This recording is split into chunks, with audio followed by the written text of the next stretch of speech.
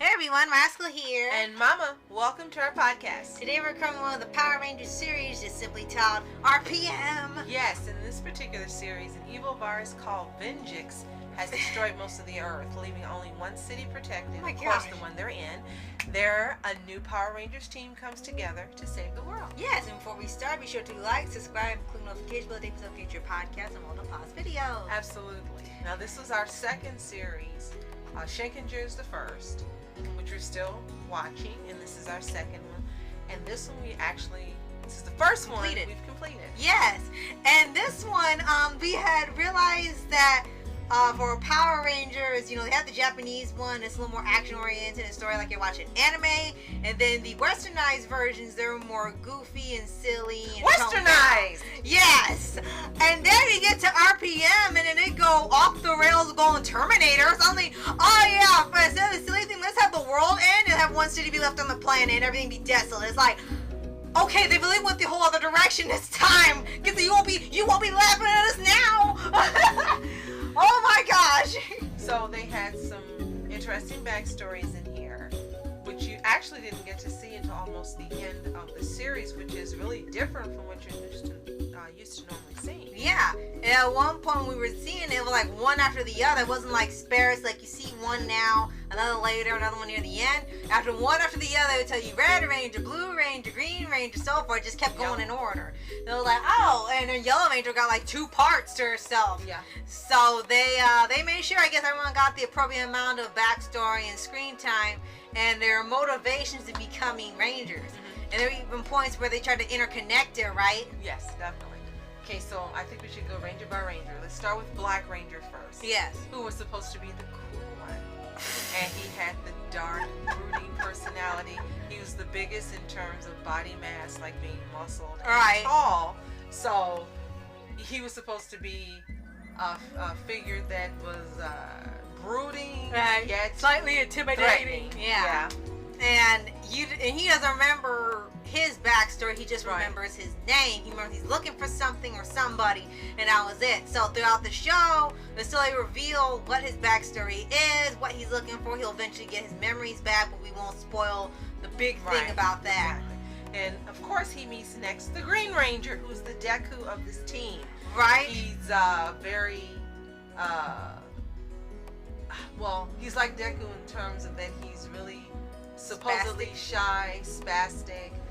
He has no powers or any strength that you know of at the time. He becomes and he tells a lot of jokes. He's like a fast talker. He's like he's a scam artist. Yeah. That grows to being a hero. Right. And so I saw him like, okay, he's supposed to be Deku minus the scam artist. He's supposed to be the Deku of this team. Now, of course, we know this is before Macadamia, but that's what we're lining it up with. Right. And he grows into a character who becomes a hero.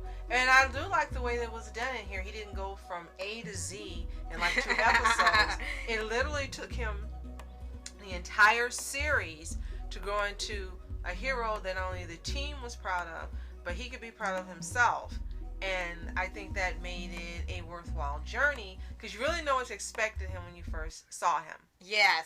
And his name is Ziggy, which they kind of make fun of all the time. Ziggy! It's like, who named their kid Ziggy? And then we have Red Ranger, who is part of a military family. Yes. And his backstory we won't ruin as well, but he spends the entire series trying to prove to his dad that he is worthy of not only being a ranger, but worthy of being called a hero and someone who protects others. Right.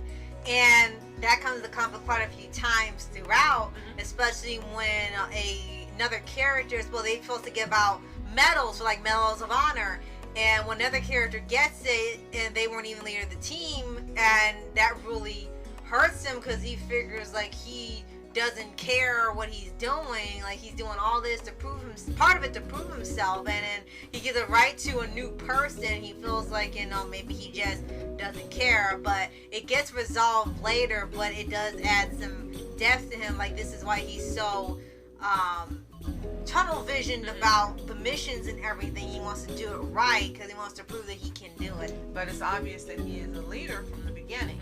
And the majority of the time, I would say 90% of the time, he behaved that way and conducted himself that way. Only when, as you said, he had a little doubt in trying to prove himself worthy after that happened, that you were like, you know, what you're doing doesn't really match up with whom you are. But then immediately the next episode, you know, he got back to being the leader he was. Right. Then there's Yellow Ranger, whose backstory is something you've seen in a lot of shows. But you can tell that there's, in the beginning, that she's supposed to be shipped with Black Ranger. And I don't know if that's something they normally do in these series, but it was obvious from the beginning she's supposed to be shipped with Black Ranger. And she is more concerned with proving that she is worthy of being a hero.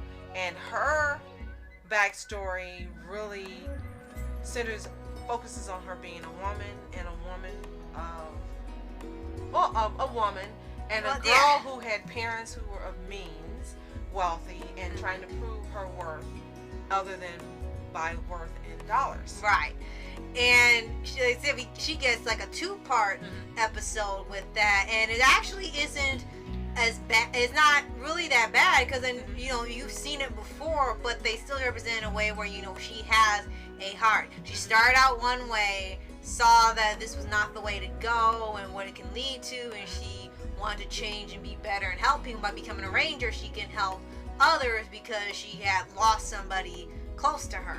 So that did add some more to her character. It wasn't just Yellow Ranger, girl, the end. It wasn't just that. Right. And then we had Blue Ranger. Yes, who's Scottish. He's Scottish. He's Scottish. That was his superhero part. Was he's Scottish? He's Scottish. Just like dang, we get it. It's Scottish. And he was the most down to earth. And to me, it was kind of like their Lance. Yes. The team. Their Lance of the team. He was most down to earth. He was the mechanic. He was the one who was good with figuring things out. So I guess he was a cross between Sokka and Lance. Right. And he was like, very likable from the beginning. Yes. And he was the mechanic of the group, right? That's what I say, yeah. Yeah. Okay. Well, I think about it because sometimes they have 2 mechanics, which they he was the mechanic. Yes. Okay. Making sure. Yes, he was the mechanic, and he kind of had some issues with his dad. Like, he wanted to do more than just be a mechanic. But he didn't mind doing it. He liked doing it, but he wanted to do more that would help people. The dad was just fine with him being mechanic and nothing more. So that was also something different. And yes, the dad is Scottish too. Well, and they play the Scottish music in the background, so you know. Scotland. Yes, and even the villain at one point said, "You're the Blue Ranger. What are you?" "I'm Scottish." "He's the Blue Ranger." And then you had 2 additional Rangers, Gold and Silver. Yes, who were actually friends of. I don't want to say the professor, but don't want you to think of her town of the Powerpuff Okay, maybe we Girls. should talk about her first then. Yeah, it was, let's say, Dr. X? Yes. Yes, and at first we were thinking it was a computer program. And unfortunately, when we saw the series, we saw it on DVD, the episode where they do the reveal, we did not see because it was the only one that was non-playable, so we didn't even know this was her until they said it and we had to figure it out on our own. Like, darn! But, yeah, again, we thought she was a robot and learned that she wasn't. And she was the brilliant one who was tech savvy and medicine savvy and really savvy about everything else but mechanics, like Blue Ranger. And as you mentioned, Gold and Silver, all of them were in the lab together, where they were literally test subjects who were working to do programs and different things. And then you find out that she's really involved in something that changes the whole game plan for the series. Yeah. And Gold and Silver are the opposite of her personality. They were just crazy, fun, just wanted to do anything, wanted to fight. They were like the character on Black Clover, Luck. Yeah. Hey, you want to fight? No. But they thought, even though that she didn't associate with them and so forth, they still were very kind to her. Yes. She learned that they were her friends, which really was a nice part of the backstory. Right. So all together, all of them created the Power Rangers Team RPM. Yes. And it was fun to watch. A lot of points as you said, we had to figure things out, or we had to contact Playmaker and ask some questions for things we didn't know, our resident expert. Yes. And he would explain to us how this worked into the Power Rangers universe and so forth. Thank you so much. You made it much more enjoyable viewing. And the ending was also something different from us that we've seen in a lot of other series, whether it's live action, anime, or animated.